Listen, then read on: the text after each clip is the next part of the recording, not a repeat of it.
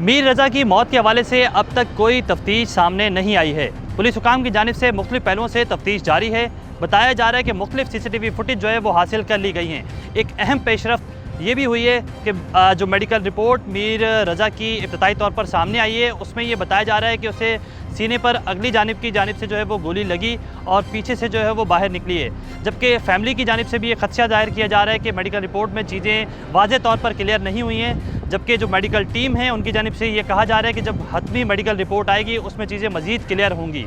लेकिन पुलिस हुकाम भी इस चीज़ का दावा करती हैं कि जो गोली है वो पिछली जानिब से इब्तदाई तौर पर ऐसा लगता है कि लगी है और आगे की जानिब से दिल को चीरते हुए बाहर निकली है।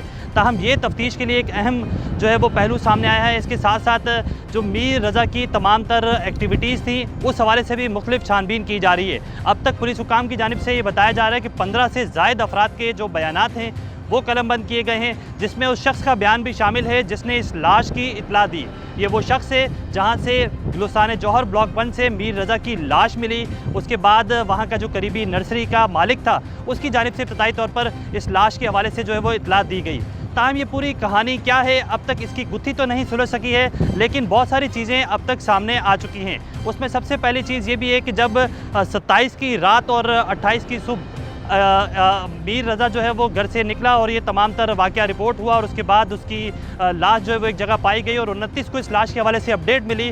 ताहम तब से लेकर अब तक जो है वो मुख्तलिफ शवाहिद इकट्ठे कर लिए गए हैं, जिसमें जो गन है उसका जो पाउच है वो भी स्पॉट से मिल गया है। जो मोबाइल फ़ोन जो एक शख्स वहाँ से उठाकर ले गया था उसे जो तफ्तीश में सामने लाया गया और उसमें बताया गया कि वो मोबाइल फ़ोन भी रिकवर हो गया है, लेकिन उस मोबाइल फ़ोन की फॉरेंसिक की रिपोर्ट अब तक नहीं आई है। फॉरेंसिक की रिपोर्ट करवा ली गई है, फॉरेंसिक की रिपोर्ट आएगी उसके बाद ही मज़ीद चीज़ें सामने आएंगी।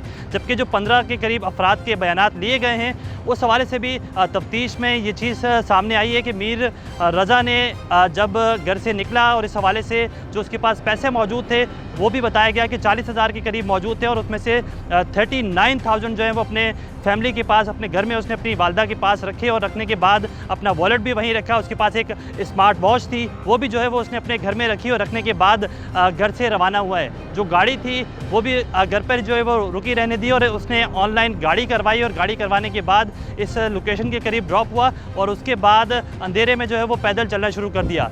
जो ये स्पॉट है काफ़ी खौफनाक ये स्पॉट नज़र आता है गुलिस्तान जौहर ब्लॉक 1 का।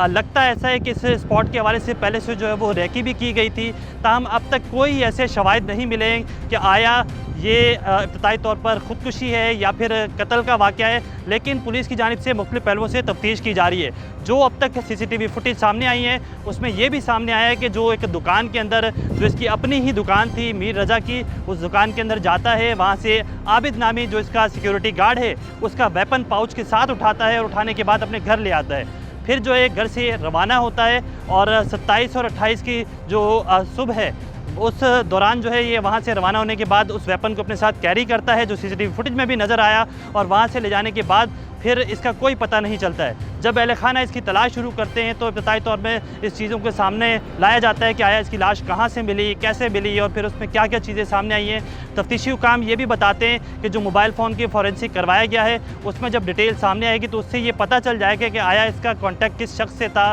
कितनी देर का था और किस लिए था। तो ये तमाम तर चीज़ें भी अब तक बताई नहीं जा रही हैं और इस हवाले से तफ्तीश जारी है। जी।